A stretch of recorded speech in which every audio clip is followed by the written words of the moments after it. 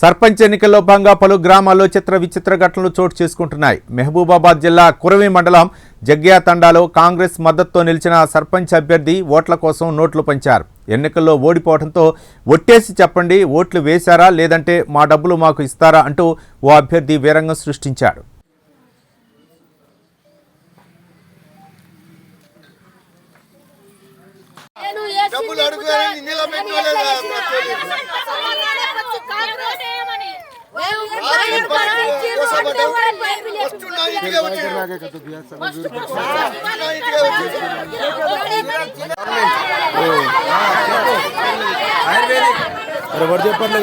జీవన జ్యోతి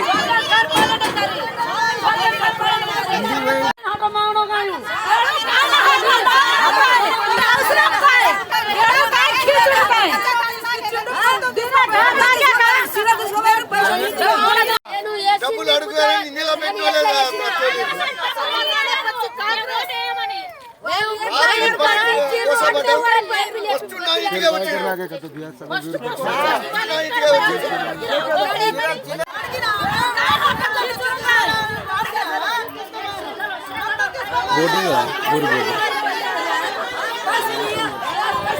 కర్ణాకర్ బాబా మామ నువ్వు రావాలి అన్నాడు.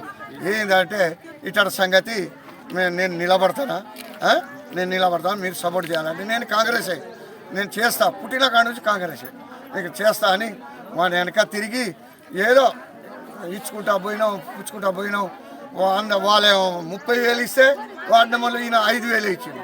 అయినా వార్డు నెంబర్లు 10,000 పెట్టుకున్నారు పాపం, అయినా రాలే. శీర్షంగా వార్డు నెంబర్లు వచ్చింది. ఓట్లు ఇక లెక్క పెట్టే వరకు 105 ఓట్లతో 123తో బీఆర్ఎస్ వచ్చేసారు. అవి వచ్చేసే వరకు ఇక రాండి నుంచి ఇక మేము కూడా ఇంతకి నమ్మకం చేసుకొని వచ్చినాం. ఏం చేయాలి, కష్టపడ్డాం. వచ్చి ఇంటికాడ వచ్చి బాధలా వచ్చి పండుకున్నాం సార్. వాళ్ళకే కాదు బాధ, అందరికి బాధ ఉంది. పండుకున్నాం.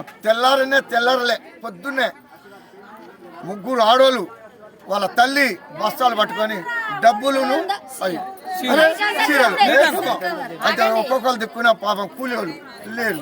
నేను లేవలే పాపం వచ్చి మామ నాకు ఒక 1,500 ఇంటి ముందర వచ్చి అడుగుతారు. ఎక్కడి అంటే ఇటు సంగతి మా ఈ ఖర్చులు అయినాయి రేపు ఇస్తా అంటే 1,500 ఇచ్చింది. పూర్ణిమ నా దగ్గర కూడా వస్తారు, నాకు ఇవే ఇచ్చేది. ఏంది ఈ ఎక్కడ లేనిది ఇది కాంగ్రెస్ పార్టీకి ఎంత బదనాం, ఇది ఎందుకు ఎవడు తోలిండు, రామ్నాయక్ తోలిండా అని రామ్నాయక్ ఫోన్ చేసిన. రామ్నాయక్ ఫోన్ చేసి నేను తోలలే లెక్క, నేను చెప్తా వాళ్ళక అంటే ఆయన రామ్నాయక్ చెప్పినా ఆగలే. అంతలే పోలీసు వాళ్ళకు ఫోన్ చేసిన సార్. అయితే ఎస్ఐ వచ్చి ఇది పద్ధతి కాదు, ఇట్లా చేయవద్దు అని బంద్ చేసిపోతే ఆగిరు సార్. సగం టండా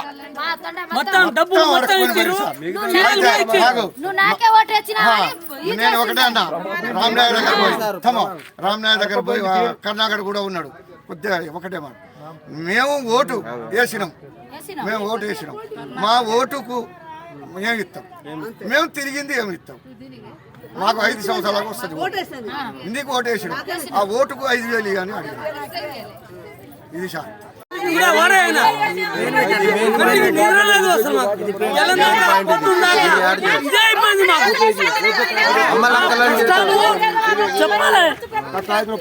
మొత్తం వాళ్ళకు కూడా తెలుసు ఏం పని చేస్తున్నాం, ఏం కష్టాలు చేస్తున్నాం. ఇంత భూమి లేదు, మా అల్లునికి ఉరి తీసి చచ్చిన కాబట్టి చంపిండు వాడే. అందరికి నువ్వు ఓటు వేయలేదని తెలంగాణ పోతా. ఇప్పుడు పొద్దున కూడా వచ్చి ఇంటి మీద వచ్చి దుమ్ము పోసింది. సరేగా నీ డబ్బుని నీ చీరని అని కూడా చీర పడేసినాం, మేము డబ్బులు పడేసినాం అన్నాను. డబ్బులు ఇస్తా అంటే నువ్వు ఈ అన్న వాళ్ళ కొడుకుకి జాబ్ లేకుంటే మేము పైసలు ఇచ్చి బొక్కు ఇచ్చినప్పుడు పైసలు జాబ్ వచ్చింది వాళ్ళ కొడుకు, నేను ఇచ్చిన అప్పుడు వచ్చింది. ఓటు ఆయనకే ఇచ్చినామన్నా మేము, ఆయనకే వేసినాం. మళ్ళీ మా చెప్తే వాళ్ళు వెనక తిరుగుతారు, ఓటు ఇయ్యలేదు వాళ్ళు వెనక తిరుగుతారు, వేసిన ముందు ఉన్నారు.